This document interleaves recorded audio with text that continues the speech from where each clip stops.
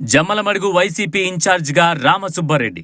Incharge ఎవరన్న ఉత్కంఠకు తెరదించిన YCP boss Sudheer రెడ్డికి YCP అధికారంలోకి వస్తే ఎమ్మెల్సీ పదవి హామీ.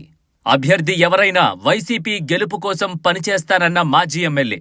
మీడియా సమావేశంలో రామసుబ్బారెడ్డి పేరు కూడా పలకని మాజీ MLA.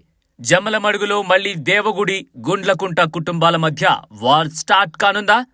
Watch the story. Kadapa జిల్లాలో జమ్మలమడుగు అంటేనే వేడెక్కే రాజకీయం. ఇక్కడ రాజకీయాలు చూడ్డానికి సైలెంట్గా ఉన్నా లోలోపల రాజకీయం రసవత్రంగా ఉంటుంది. మొన్నటి వరకు సుధీర్ రెడ్డి వర్సెస్ ఆదినారాయణ రెడ్డిల మధ్య రాజకీయం నడిచింది. మళ్లీ దేవగుడి కుటుంబం వర్సెస్ గుండ్లకుంట కుటుంబాల మధ్య రాజకీయం మొదలైంది. అప్పటి వార్ మళ్లీ స్టార్ట్ కాబోతోంది. వైసీపీ అధినేత వైఎస్ జగన్ సొంత జిల్లాలో పార్టీ రిపేర్లను మొదలుపెట్టారు. జగన్ ఇలాకాలో 10కి 7 ఎమ్మెల్యే సీట్లను గెలుచుకుని కూటమి 2024లో జెండా ఎగురవేసిన సంగతి తెలిసిందే. ఆ తర్వాత చూస్తే కడప జిల్లాని లక్ష్యంగా చేసుకుని అనేక కార్యక్రమాలు టీడీపీ చేపడుతూ వస్తోంది. అనేకసార్లు చంద్రబాబు కడప జిల్లాలో పర్యటించారు. తాజాగా అన్నదాత సుఖీభవ 2వ విడత నిధులను సైతం ఆయన కమలాపురం నియోజకవర్గం నుంచే రైతులకు అందించారు. రాయలసీమ అభివృద్ధి విజన్తో బాబు ముందుకు సాగుతున్నారు. దాంతోపాటు వైసీపీని గట్టిగానే టార్గెట్ చేస్తున్నారు. ఈ నేపథ్యంలో సొంత జిల్లా కడప నుంచే ప్రక్షాళన మొదలుపెట్టాలని వైసీపీ అధినాయకత్వం భావిస్తోందట. ఇకపోతే వైఎస్సార్ ఫ్యామిలీకి పులివెందుల ఎలాగో జమ్మలమడుగు అలాగాని అంటారు. ఇక్కడ కూడా మంచి పట్టుంది. 20 ఏళ్ల పాటు ఇక్కడ వైఎస్ ఫ్యామిలీదే అధికారం.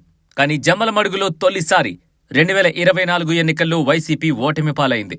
ఆదినారాయణ రెడ్డి బీజేపీ అభ్యర్థిగా కూటమి పార్టీల మద్దతుతో అక్కడి నుంచి గెలిచారు. ఆదినారాయణ రెడ్డి జగన్ మీద ఎప్పటికప్పుడు హాట్ కామెంట్స్ చేస్తూ వస్తున్నారు. జగన్ని ఆయన విమర్శించినంతగా సొంత జిల్లాలో ప్రత్యర్థులు ఎవ్వరూ విమర్శించలేదు. ఈ నేపథ్యంలో ఆదినారాయణ రెడ్డిపై వైసీపీ కూడా టార్గెట్ పెట్టిందట.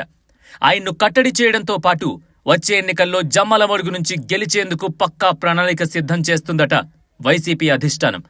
ఇక జమ్మలమడుగు వైసీపీకి కొత్త సారథిని రామసుబ్బారెడ్డిని నియమించారు వైసీపీ బాస్.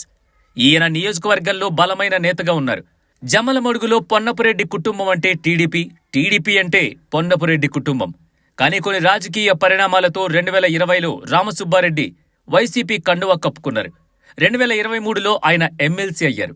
అయితే 2024 ఎన్నికల్లో రామసుబ్బారెడ్డి పేరు వినిపించిన సిట్టింగ్ ఎమ్మెల్యేగా సుధీర్ రెడ్డికే అవకాశం ఇచ్చారు వైసీపీ అధినేత. 2024 ఎన్నికల తర్వాత సుధీర్ రెడ్డి నియోజకవర్గానికి పార్టీ శ్రేణులకు అందుబాటులో ఉండడం లేదని ఫిర్యాదులు జగన్కు వెళ్లాయి. అలాగే పార్టీ కార్యక్రమంలో చురుగ్గా పాల్గొనడం లేదని వైసీపీ అధిష్టానం భావిస్తోంది. సుధీర్ రెడ్డి వ్యవహార శైలి ముఖ్య నాయకుల్ని దూరం చేసుకునేలా ఉందని పార్టీ భావించింది. అయితే సుధీర్ రెడ్డికి వైసీపీ అధికారంలోకి వస్తే ఎమ్మెల్సీ పదవిస్తామని వైసీపీ అధిష్టానం హామీ ఇచ్చిందట. ఈ నేపథ్యంలోనే రామసుబ్బారెడ్డి హుందాగా వ్యవహరిస్తారని పేరుంది. అలాగే అందర్నీ కలుపుకునే స్వభావం ఉంది. పార్టీ కార్యక్రమంలో చురుగ్గా పాల్గొంటున్నారు.